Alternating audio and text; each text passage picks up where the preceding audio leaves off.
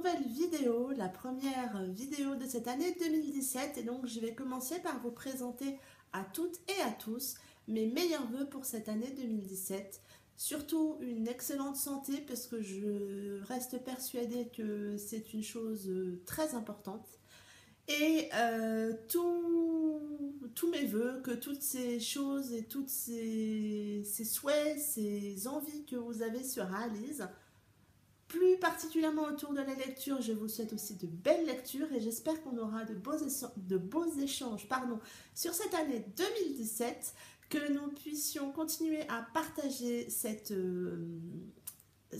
passion commune et voilà, tout plein de bonnes choses pour cette année 2017. On se retrouve donc aujourd'hui pour un update lecture. Je vais vous présenter les dernières lectures de l'année 2016 et les premières de l'année 2017 qui ont accompagné mes quelques jours de vacances. Nous avons fait beaucoup de routes au cours de ces vacances et j'ai la chance de pouvoir bouquiner quand on est sur l'autoroute et du coup, forcément, j'ai pu enchaîner encore plus les pages. On commence avec Something Dangerous et Something Wild de Lexi Ryan chez Hugo Roman. Something Wild est le préquel de Something Dangerous. J'avais lu sur pas mal de sites, c'était mieux de lire le préquel en premier. On a eu la chance de les avoir ensemble. J'ai donc commencé par le préquel Something Wild et j'ai enchaîné dans la foulée avec le tome 1 Something Dangerous. Pardon. Dans Something Wild, on se situe 2 ans avant le tome 1. On y découvre Sam et Liz qui ont une relation plutôt basée, qui ont une relation sexuelle uniquement. Il n'y a pas réellement de sentiments, même si Liz est amoureuse depuis très longtemps de Sam, mais Sam est plutôt, on va dire, un homme qui n'a pas envie de se fixer, mais ils entretiennent assez régulièrement une relation entre eux. Quelque chose va se passer dans ce préquel qui va faire qu'ils vont réellement se séparer, réellement créer une distance entre eux, et ça met un petit peu en place le début du tome 1, donc, qui est Something Dangerous.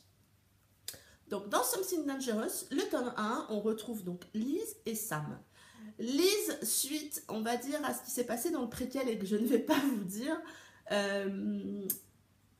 se lance à la recherche, on va dire, d'un homme idéal ou d'un futur mari sur un site internet dédié à la ville où elle habite. Ce site est réputé pour garder l'anonymat entre les gens le plus longtemps possible, avec très peu d'échanges de photos, voire pas du tout. Normalement, c'est complètement interdit.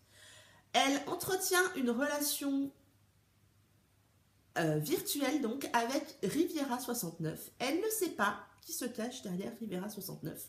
Mais au fur et à mesure où elle découvre cet homme, elle se met dans l'idée et elle se doute que ça pourrait être Sam, donc on va dire son ex-boyfriend.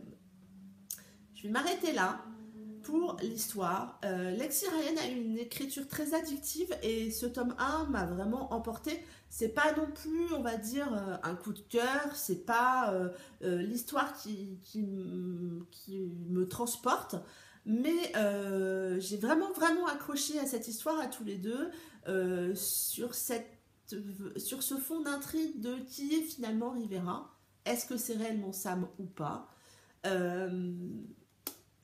Et Lexi Ryan lâche une bombe sur les 2 dernières phrases du tome 1. Je vais être obligée de lire le tome 2 pour savoir ce qui se passe. Donc c'est une très bonne lecture. Liz est pétillante. Il y a beaucoup d'humour aussi dans ce tome 1. Sam est assez mystérieux et très mystérieux, et du coup on essaie de comprendre un petit peu ce qui se passe, et oui, je pense que je vais très vite lire le tome 2 pour savoir ce qu'il advient de ces deux-là. J'ai ensuite enchaîné avec une toute petite nouvelle de Noël, le Christmas Bike de Amélie et Marie Rage, qui se situe donc dans l'univers de Blood of Silence. J'ai eu très envie de lire cette petite nouvelle autour de Noël, qui est donc le Noël des Bloods. On a le point de vue de plusieurs d'entre eux. Quoi dire? J'ai adoré me replonger dans cet univers, même si j'ai eu des petites infos sur les tomes que je n'avais pas lus, mais on s'en fout. J'ai adoré retrouver Ash et Creed dans cette petite nouvelle. J'ai adoré retrouver la plume de Amélie et Marie-Rage. Et donc, vous allez le voir pour ma lecture en cours, j'ai eu envie de recommencer cette saga que je ne l'avais pas mis en pause, mais je souhaitais m'en délecter. J'ai eu très envie d'enchaîner sur le tome 2. C'est ma lecture en cours, même si entre-temps j'ai lu d'autres livres. Cette nouvelle m'a donné envie. C'est une nouvelle que les filles nous ont proposée gratuitement. Vous pouvez la trouver sur le site Kobo. Les filles ont partagé le lien aussi pour le télécharger et il est à tout petit prix sur Amazon à 5 €. Je me tâte à me prendre la version papier de toute cette saga tellement je l'aime. Donc, si vous avez aimé cet univers de biker et si vous avez envie de voir ce que ces gros nounours au blouson de cuir font pour Noël, foncez. Également pour Noël, j'ai ensuite enchaîné avec La Lettre de Lily M, une nouvelle également gratuite que vous pourrez trouver sur le site MXM Bookmark. Merci à Lily M de nous avoir proposé cette nouvelle pour Noël. Je trouve ça extrêmement généreux, au même titre que Amélie et Marie-Rage, que les auteurs nous proposent ce genre de cadeau, parce qu'il faut le dire, c'est un cadeau. Et cette nouvelle de Lily M ne déroge pas à tous les autres livres de Lily M. J'ai adoré. On retrouve ici Harley et Phoenix. Harley est un jeune étudiant homosexuel qui vit assez bien son homosexualité depuis quelques années. Il a une relation, on va dire, relativement suivie avec Brody. Ils sont tous les deux de jeunes étudiants très talentueux autour des neurosciences et ils font chacun leurs études dans 2 universités séparées dans l'objectif, on va dire, de profiter de leurs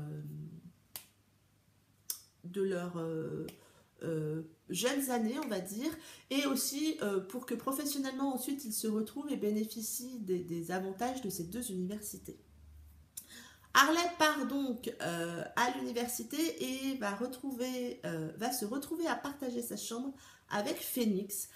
Leur première rencontre est fracassante puisque Phoenix lui dit « je suis homosexuel » et Harley qui est qui est de suite captivé par Phoenix lui dit que ça ne lui fait rien et que lui ne l'est pas. Aussi surprenant que cela soit, puisque Harley vivait très bien son homosexualité, de là il la cache. Une amitié assez forte va se créer entre ces deux-là. Mais Harley n'avoue jamais son homosexualité à Phoenix. Au bout de quelques mois, Harley est en attente d'une lettre de l'université où Brody, son petit copain, est, afin qu'ils soient tous les deux réunis. Et cette lettre arrive et va déclencher tout un tas d'émotions chez Harley parce qu'il se rend compte que finalement, il ne veut pas quitter Phoenix, que les sentiments qu'il a pour lui ne sont pas que des sentiments amicaux. Et je m'arrête là pour le résumer. Comme d'habitude, j'ai adoré. C'est du Lily M, pour moi c'est une valeur sûre. Comme d'habitude, parce que c'est du Lily M et ou parce que c'est du MM, les émotions sont décuplées. C'est une petite nouvelle merveilleuse que j'ai adorée. J'ai vraiment aimé retrouver la plume de Lily M autour de ces 2 personnages qu'on voit évoluer. On aurait pu tourner dans le cliché du triangle amoureux, pas du tout. Ça passe tout seul et que vous dire, à part que si vous aimez Lily M, vous ne pouvez que aimer cette petite nouvelle, donc La lettre de Lily M. J'ai ensuite enchaîné avec Free Fallin' de Marie Rage. On est ici dans un univers carcéral. Jessa vient toutes les semaines voir son petit ami qui est dans le couloir de la mort suite à un acte qu'il a fait quelques années plus tôt. Depuis 6 ans, chaque semaine, elle vient donc voir son petit ami dans le couloir de la mort et elle a mis sa vie en suspens. Elle ne vit que pour lui, elle culpabilise énormément d'être libre alors que lui ne l'est pas. Et donc, elle a mis sa vie complètement entre parenthèses. Dans la routine de le boulot, le dodo et ses visites à la prison. Lors d'une de ces visites, elle fait la connaissance de Vanya qui est là lui aussi pour rendre visite à quelqu'un qui l'appelle l'autre dans ce couloir de la mort et va s'instaurer entre eux une relation on va dire amicale dans un premier temps. Vanya est là à chaque sortie de Jessa, de cette prison, sortie qui est difficile pour elle, elle se sent fragile, elle se sent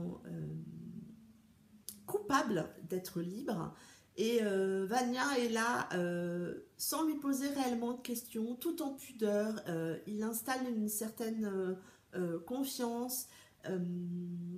Il arrive à lui faire ressentir un bien-être par rapport à la liberté qu'elle ressent. Et bien entendu, des sentiments vont naître entre eux. C'est quelque chose Marie Rage a mis en place une histoire. Elle a pris le temps de mettre en place l'histoire et c'est un roman extrêmement touchant. L'univers carcéral n'est pas un univers que l'on aborde hyper facilement dans les romans. J'ai trouvé que c'était fait avec justesse et avec beaucoup de pudeur également parce que le couloir de la mort est quelque chose qui doit être compliqué à vivre, que ce soit pour celui qui est dans le couloir de la mort, mais aussi pour l'entourage. Et c'est écrit avec justesse, enfin, c'est pas une surprise pour moi. Maintenant, on va dire que Amélie et Marie Rage, ça reste une valeur sûre. Marie Rage, sur cette histoire, confirme, on va dire, confirme ça. Et oui, quelle belle histoire. J'ai très, très, très envie de connaître la suite de cette histoire et si vous avez envie de découvrir une histoire poignante, touchante, avec beaucoup d'émotions, je vous conseille Free Fallin' de Marie Rage. C'en est tout pour mes lectures passées. Je suis sur le tome 2 de Blood of Silence, l'histoire entre Liam et Gina. J'en suis à 80%, donc on va dire que j'ai quasiment terminé, mais je vous en parlerai lors de mon prochain update lecture. Je vous dis à très bientôt pour une prochaine vidéo. Bye bye!